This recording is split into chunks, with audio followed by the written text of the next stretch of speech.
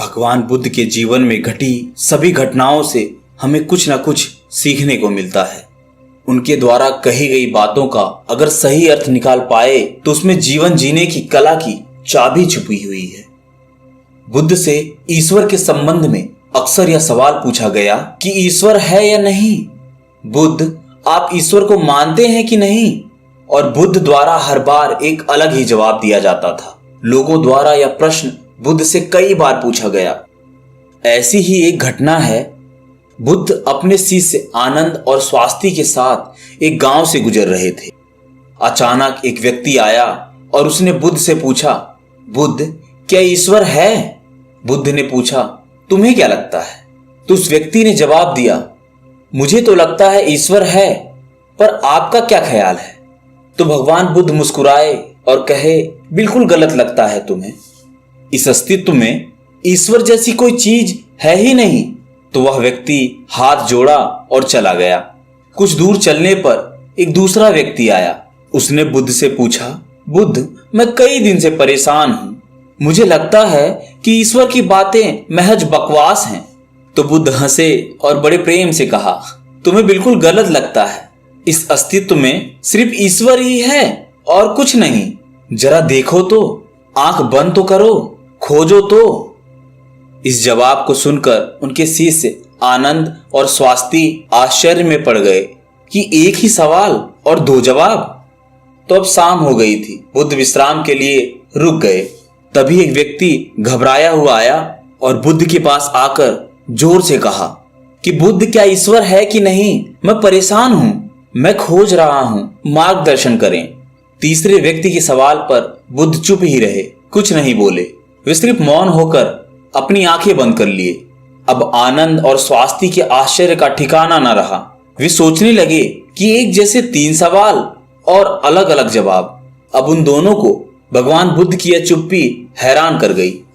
व्यक्ति के जाते ही आनंद ने उनसे पूछा कि सुबह जब उस पहले व्यक्ति ने पूछा तो आपने कहा हाँ, दोपहर में जब दूसरे व्यक्ति ने कहा तो आपने कहा नहीं, और शाम को आप मौन रह गए। भगवान, तीन व्यक्ति एक ही तरह के सवाल लेकर मिले, लेकिन मैं हैरान हूं कि आपने तीनों को अलग अलग जवाब दिए। मुझे कुछ समझ में नहीं आ रहा है। तो भगवान बुद्ध मुस्कुराए और जवाब दिए, आनंद, जो पहला व्यक्ति आया था उसने मान लिया था कि ईश्वर है, तो मैं उसकी मान्यता को मिटा देना चाहता था कि वह खोजना शुरू करे। ईश्वर है यह मानकर बैठ ना जाए, वो सत्य तक पहुंचे और उसका अनुभव करे। और दूसरे व्यक्ति ने भी मान लिया था कि ईश्वर की बातें कोरी बकवास हैं। मैंने उसकी धारणा को भी मिटा दिया ताकि वो भी खोजे कि ईश्वर है या नहीं। और तीसरा व्यक्ति अभी संशय में था, वह खोज रहा था, इसलिए मैं मौन रह गया। यहाँ पर मौन रह जाना ही उचित था। दोस्तों, भगवान बुद्ध के बारे में यह प्रचलित था कि वह किसी भी प्रश्न का जवाब सीधे नहीं देते थे। उनके जवाब रहस्यों से भरे हुए होते थे। तो थोड़ी देर सुनने के बाद उनके शिष्य स्वास्थ्य ने कहा कि मुझे ईश्वर के बारे में आपसे सुनना है। कृपया कर आप मुझे बताएंगे कि ईश्वर है या नहीं? आप ईश्वर को मानते हैं कि नहीं? और इसके साथ ही मैं आपसे अनुरोध करता हूं कि आप मेरे इस प्रश्न का सीधे सीधे जवाब दें। तो भगवान बुद्ध मुस्कुराए और कहा, ठीक है, तो मैं जवाब दूंगा, परंतु उससे पहले मैं तुमसे कुछ पूछना चाहता हूं। पहले इन प्रश्नों का जवाब तुम मुझे दे दो। स्वास्थ्य ने कहा, बिल्कुल बुद्ध, आप पूछिए। तब भगवान बुद्ध ने पूछा कि क्या तुम सूर्य को मानते हो? तब स्वास्थ्य ने बुद्ध की तरफ आश्चर्य से देखा और कहा, बुद्ध, यह किस प्रकार का प्रश्न है? यह तो कोई बालक भी बता देगा। सूर्य तो साक्षात प्रकट होता है, सबको प्रकाश और ऊर्जा देता है। हम सभी का जीवन उस पर आधारित है, वो तो साक्षात है। तो भगवान बुद्ध ने कहा, जिस प्रकार सूर्य साक्षात है तब उसे मानने का कोई प्रश्न नहीं होता, फिर ईश्वर है या नहीं यह प्रश्न क्यों उठा? इसका तो यही अर्थ हुआ कि तुम्हारे मन में ईश्वर को लेकर संदेह है, क्योंकि ईश्वर सूर्य की तरह प्रत्यक्ष नहीं है और तुम भी ईश्वर को बुद्धि से ढूंढने निकले हो। बुद्धि केवल उन्हीं बातों को मान पाती है जो उसे प्रत्यक्ष रूप से दिखाई पड़ता है, और ईश्वर कभी भी प्रत्यक्ष रूप से तुमको दिखाई नहीं पड़ेगा, और अगर आपको दिख भी गया तो वह ईश्वर नहीं होगा, ईश्वर को मानते हैं कि नहीं मानते, असल में यह प्रश्न ही गलत है। और गलत प्रश्न का सही उत्तर भला कैसे दिया जा सकता है? और यदि किसी प्रकार दिया भी जा सकता है तो वह उत्तर भी इस प्रश्न की तरह गलत ही होगा। स्वास्थ्य दुविधा में पड़ गया। उसने कहा, बुद्ध, मैं कुछ समझ नहीं पा रहा हूं। तब भगवान बुद्ध ने कहा, ईश्वर को माना नहीं जा सकता है, बल्कि ईश्वर को जाना जा सकता है। अगर तुम्हारा प्रश्न यह होता कि मैं ईश्वर को जानना चाहता हूं, तब मैं तुम्हारी मदद कर सकता था। इस संसार में कुछ भी मानने वाले लोग जानने से चूक जाते हैं। उनका विकास रुक जाता है। जिनका स्वयं का कोई बोध नहीं होता, वो सत्य क्या है कभी नहीं जान पाते। जान केवल वही पाता है जो निरंतर खोज रहा है। जानने की यात्रा थोड़ी मुश्किल है, लेकिन मानना बहुत आसान है। मानने में न कोई खर्च है और ना ही कोई परिश्रम। ने कह दिया, किसी ने आपको समझा दिया और आपने मान लिया। लेकिन मानकर रुक जाने वाले लोग इस संसार के सबसे अभागे प्राणी हैं।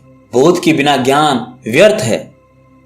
तो अगले दिन सुबह वही जिज्ञासु जिसके प्रश्न पर बुद्ध शाम को मौन हो गए थे, फिर से आए और उसने बुद्ध से प्रश्न किया, हे बुद्ध, आप शाम को मौन हो गए थे। मेरे जीवन का एक ही लक्ष्य रहा है कि मैं ईश्वर को खोज लूं। वह कहाँ है, कैसा है, उनसे ब्रह्म ज्ञान की प्राप्ति करूं।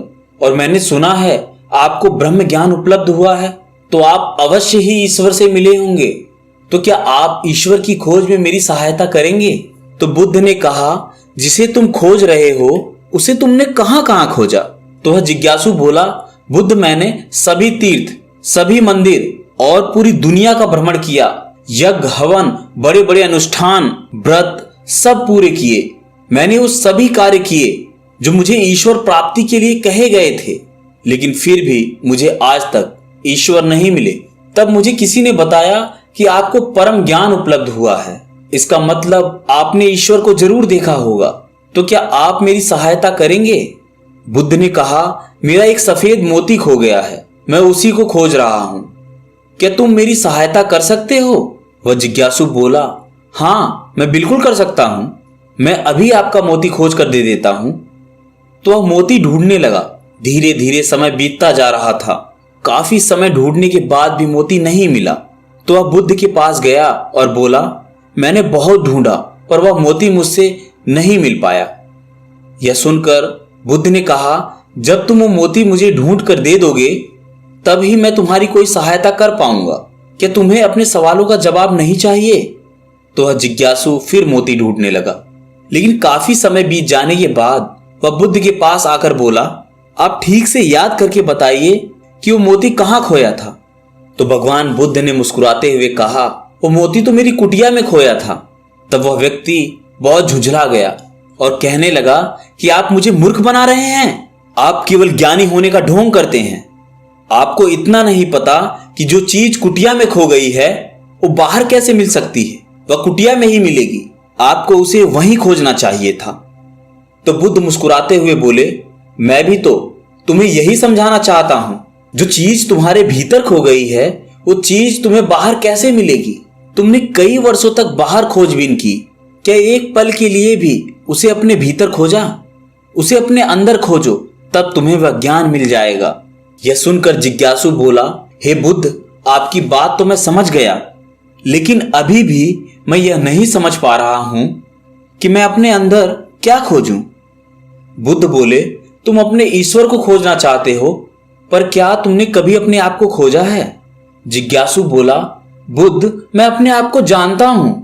मैं अपना नाम, पद, काम, परिवार, जब से मैंने जन्म लिया है तब से मैं ये सभी चीजें जानता हूं। मैं कुछ भी नहीं भूला हूं। तो फिर मुझे और अपने बारे में क्या जानने की जरूरत है? मैं क्या जानूं? तब बुद्ध ने कहा, अभी बताओ, इस समय तुम्हारे सबसे नजदीक कौन है?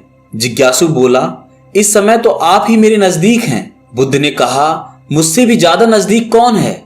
उसने कहा, आपसे ज्यादा नजदीक तो हवा है। बुद्ध ने कहा, हवा से ज्यादा नजदीक क्या है? जिज्ञासु सोचकर बोला, हवा से ज्यादा नजदीक तो मेरे वस्त्र हैं।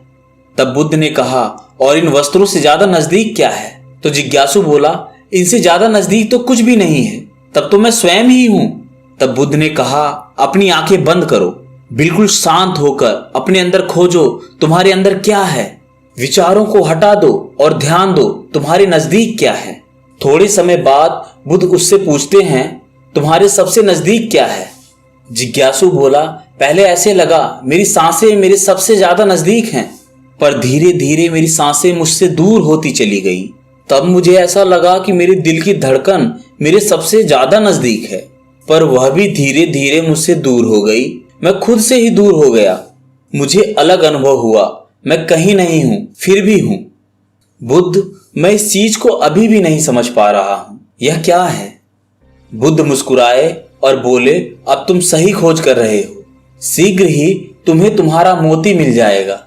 वह जो तुम्हें समझ नहीं आ रही थी वह समझ आ जाएगी। यह सुनकर जिज्ञासु ने बुद्ध से अपनी अभद्रता के लिए माफी मांगी और उनका आभार व्यक्त किया कि आपने मुझे ज्ञान का रास्ता दिखाया। तो ईश्वर को मानो नहीं, जानो। जब तुम ईश्वर को जान जाओगे, उसका स्वाद चख लोगे, तब तुम भी उस बात को किसी को बता नहीं पाओगे। उस ईश्वर की सीधी व्याख्या नहीं कर पाओगे, लेकिन दूसरों को ईश्वर का स्वाद चखने में मदद कर सकते हो। बुद्ध तत्व संबंधी प्रश्न जैसे ईश्वर व आत्मा, इनसे संबंधित प्रश्नों से बचा करते थे, उनका उत्तर नहीं देते थे। और अगर कहीं विवशता पड़ी, उसका उत्तर देना पड़ा, तो वह उदाहरण के माध्यम से समझाने का प्रयास करते थे। जिन्होंने भी ईश्वर का वर्णन किया, उनके अनुयायियों ने अलग अलग समुदाय बना लिया और अपने ईश्वर को सही और दूसरे के ईश्वर को गलत मानने लगे। बुद्ध इस बात को जानते थे, इसलिए कई बार उन्होंने ईश्वर को नकारा भी। उन्होंने ईश्वर को इनकार इसलिए किया ताकि आपकी प्यास और गहरी हो सके और आप स्वयं उसे जानें। उन्होंने सदैव कहा है, मेरे या किसी के कहे को मानो नहीं, स्वयं अनुभव करो। तो दोस्तों, आपको इस कहानी से क्या सीख मिलती है, नीचे कमेंट सेक्शन में जरूर लिखिएगा। चैनल पर पहली बार है तो चैनल को सब्सक्राइब कर लीजिए। मिलते हैं किसी और वीडियो में, तब तक के लिए नमस्कार।